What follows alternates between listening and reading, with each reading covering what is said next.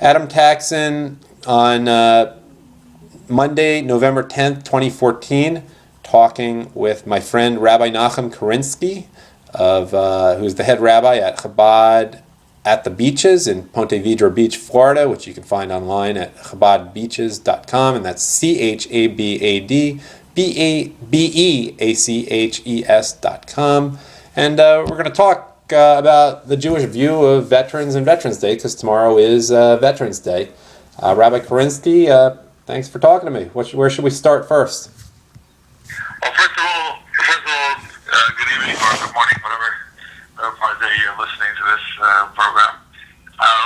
Firstly, about veterans. I mean, look, we as Jews and as Americans, in particular, we have a lot to be grateful for. Firstly, as Americans, we have such an incredible country that was founded on principles of freedom and of freedom of religion and freedom of right to worship and our right to express ourselves. And those rights are rights that were given to us or protected by our Constitution, but they're protected by people, our veterans, a lot of friends and family members that after they serve and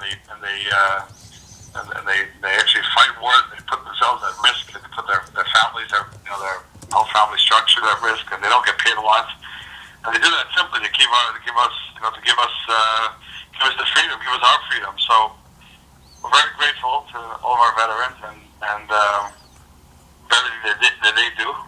And we also really just the general Judaism, where we put such a premium on gratitude, and these are people that really deserve it. There's just the thing that they do are just absolutely selfless, and they epitomize so many different aspects of Jewish values. Just putting other people first, protecting, really fighting for a good cause, really being people that are generally fighting for freedom, fighting for liberty, and doing all this, really for very little benefit. So really appreciate them on this Veterans Day. And one thing from the Jewish perspective, particularly in the case of Chabad, a lot of Jews came to the U.S. not so much for economic reasons as really fleeing persecution, and and in many cases they were only liberated. I'm speaking specifically about the Holocaust, World War II, by American veterans, often Russian veterans as well in Eastern Europe. But there's another aspect of it too, like they might have been killed otherwise. Yeah, I know. People often ask, why didn't Jews fight back during World War II? Why didn't we defend ourselves? Why wasn't there an uprising? And historically, if you look at the world at the time, pre-World War II world, it was really nowhere for Jews to go. There were very few countries where Jews were accepted or allowed. Yeah, there were very few countries that Jews were. We had nowhere to go. Yeah, FDR was not exactly so good for the Jews, despite so many Jews, especially secular Jews, devotion to Franklin Delano Roosevelt. He really wasn't so good in that regard. The quotas were there. Look, that's right. I often think the United States began post World War II. That was really a country with. But it's really World War II, the greatest generation. These guys, they really founded the United States in a lot of ways. The way we know it, the way we experience the United States today, with the real freedom of religion, the whole influx of Jewish people. I mean, it really began after World War II. And it's a lot of the credit has to do with those very brave men that went there and fought and really expected not to come home. But they went there fighting a real war, a war against genuine evil, and they were very clear about what they were doing. And us as Jewish people, look, we suffered more than anyone. 6.5 million Jews died, and then these veterans came and saved us. We came to the United States. And it's the first time in the history of mankind. Just imagine this, Adam, that in the history of mankind, there has never once has been a country, a secular country, that has protected and allowed Jews to be free to practice our religion. And not only are we allowed to practice our religion in the United States, we're actually protected. Our religious rights are protected. So for me to wear a kippah and walk down the street with a kippah or a yarmulke on my head, somebody were to knock my yarmulke off my head. If he did it as a, kind of as a jerk, it would be a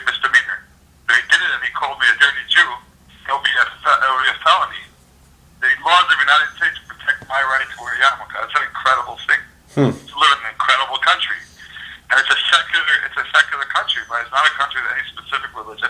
We have freedom of religion, but not freedom from religion. Or we have a freedom, we have the right to practice our religion. And these rights are only there because somebody is defending those rights. There's somebody out there protecting us. There are many people out there, millions of people defending us, and that's what Veterans Day is all about, taking those people that are defending our rights and protecting us. And also as Jews, I mean, without the United States, not the really and the Western culture that it embodies and really spread from the United States, we really don't have another place to go outside of Israel, outside of any Jewish theocracy. There is no place where a Jew can practice and be genuinely free. Yeah. Well, I want to talk on a more broad level about gratitude, not just to veterans. And I think the term is hakarat hatov, and I thought maybe you could explain that a little bit. Well, it's a very beautiful concept. I mean, we find this whole concept of hakarat hatov, of appreciating good. You know, Judaism, the Torah teaches us, Judaism teaches us the first thing we do in the morning, we wake up in the morning and we say a prayer. We thank God for returning our soul to us.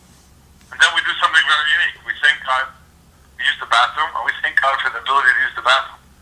And that's rather than prayers, what we really call prayers, really not, many of them are not really prayers. They're really just statements of gratitude, thanking God for giving us all the different things in our life that we have, our bodily functions, thanking God for our financial stability, thanking God for our lives, thanking God, and King David writes that we thank God 100 times every single day.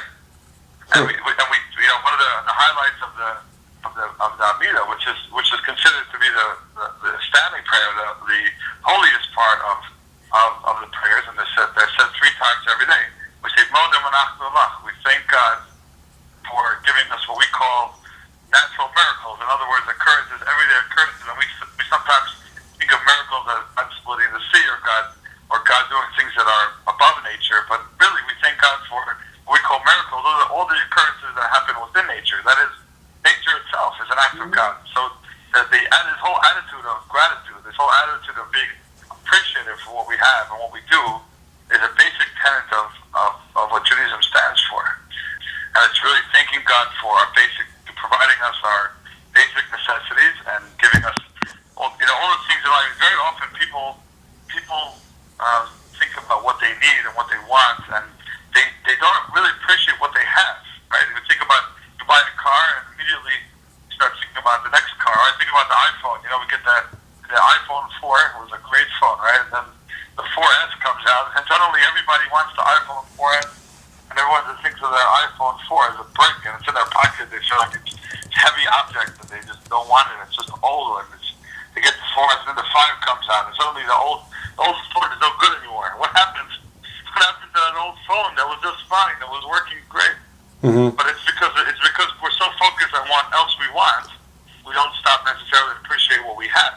Right. So there's really nothing wrong with buying something new, or if you need a new phone, then by all means get a new phone. You need a new car, get a nice car, but appreciate what you have now. If we appreciate what we have now, our life would be much, much more enriched, and we'd simply be much, much happier people. So the Torah teaches us that gratitude is something that we do 100 times every single day. And you mentioned the Torah. Right now, I guess there are about 4 or 5 different parshas, weekly readings that could occur on Veterans Day or Veterans Day week. We happen to be reading the parsha called Chaye Sarah, which is Bereshit, Genesis in English, chapters 23, 24, and part of 25. And there's stuff in there about gratitude, and I thought maybe you could go over that a little bit with us, because it's timely. Well, one of the really beautiful things about the Torah portion is it begins with Chaye Sarah. It begins with, it's literally translated as the life of Sarah.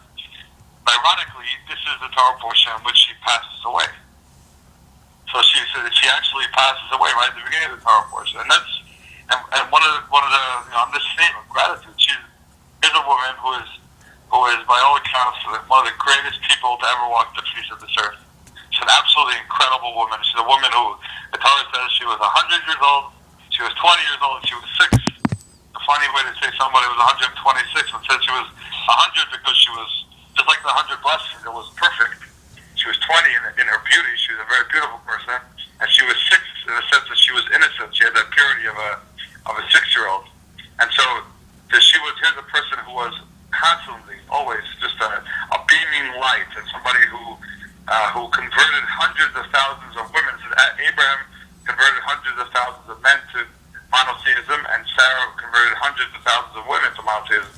And so here's a woman who has an incredible, or probably one of the most impactful people in the history of mankind, or certainly in the history of the Bible. And when she passes away, the Torah says her impact was so strong that her life was, the day she died wasn't the day, we don't call it the day, we don't mourn her death. We say Chai Sarah, she lived a full life. Mm-hmm. She was a person who was so beaming with goodness that the day of death was a day that was almost celebrated, because she was such a full life.